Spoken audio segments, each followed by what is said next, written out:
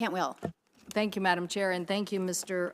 Deputy Secretary Brouillette, for being here. And Thank you. I was wondering if you remembered our conversation when you came by. I do. Oh, and so you said you had two priorities. Do you remember what you told me they were? Cybersecurity and Hanford. Thank you. Isn't that amazing? All this time, we both remember that.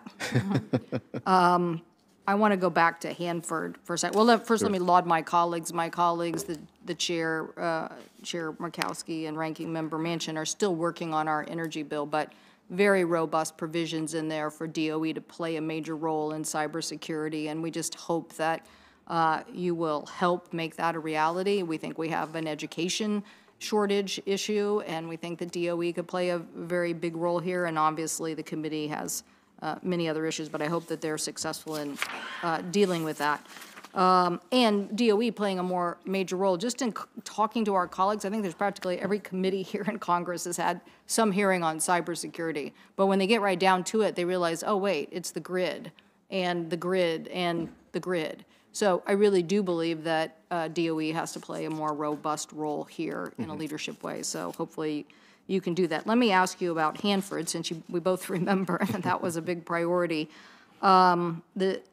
To meet the Department of Energy's, and I know you mentioned that Mr. Vance is here, very much appreciate that, and other DOE officials from Hanford. But we need, obviously, to get the right budget, and I think the FY20 funding level was well over $1 billion below the compliance budget level. Now, I'm sure you know very well the challenges that we face as a state, and that we have milestones and they have to be met, and that there is a legal obligation by the Department of Energy to meet those milestones. And so I would just like to hear your commitment again to working with all of us and meeting those milestones. I'm fully committed to that, Senator, and we have engaged with the State Department of Ecology. We have notified them of a risk situation there, high-risk notice, if you will, is what it's called. We are very much committed to the program that we have currently established. When you and I had this conversation, I think almost 2 years ago, I think 2.5 years ago now. Yeah, we should clarify, people, that wasn't last week that we had that conversation. It was 2 years ago we had It was some time ago. Yeah. But I do recall. And, you know, you pointed out to me at that time, I think rightfully so, that you were concerned, you know, the new administration comes in and the program changes. In other words, we move the ship to the right or to the left and we do a 180 and things slow down and nothing gets done and cleanups don't happen on time. We have chosen not to do that, and that's largely at your advice and largely at your direction. We're going to continue the mission at Hanford. We're going to continue the progress that we've already made. As I mentioned earlier, I'm proud that we have moved the last radioactive waste out of the K basins and away from the Columbia River. That's not the end of the story, however, for Hanford. We have much more to do.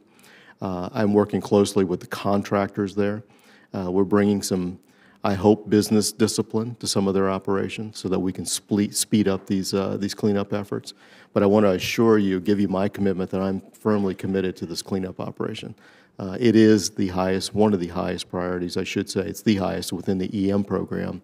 It ranks right at the top of my priority list. And should I be confirmed as Secretary, I will be there quite often. Well, that should be good news for everybody in the Northwest and for the nation, because it obviously is a very complex cleanup problem. It is. is. I think people forget the elements of what we did in meeting the nation's need and securing production at that time. But we have to remember that the cleanup responsibilities are just as dire and challenging. So thank you for that commitment.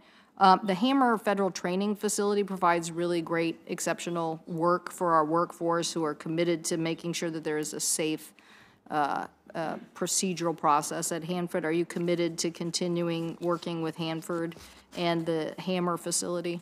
Yes, I am, and Brian and I have had these conversations on a regular basis about the importance of Hammer, the importance of processes and procedures on the installation so that worker safety remains paramount. Okay, and just, there are clearly a lot of priorities at Hanford, including the startup and operation of the direct feed low-activity waste facility, Correct. as you know. Mm-hmm. So how would you, how talk about that for a second and how you think we keep moving forward? Sure. I think that's part of what what I meant earlier when we're not going to change the ship. What we did was focus our efforts on DF law so that we can actually get that process started and going. And we're right now, I think, on schedule for around 2023 to begin those operations. The balance of facilities are going to be online very, very shortly, which means the administrative buildings and the things that have to support that institution. But we have focused and made that our priority. We have to do that first and right. I guess in a very simple parlance, let's do something. Let's get something started and show that it works so that we can get to high-level waste and do the other things that need to be done in this very complex facility that we have. Thank you. Thank you, Madam Chair. Thank you. Thank you, Senator.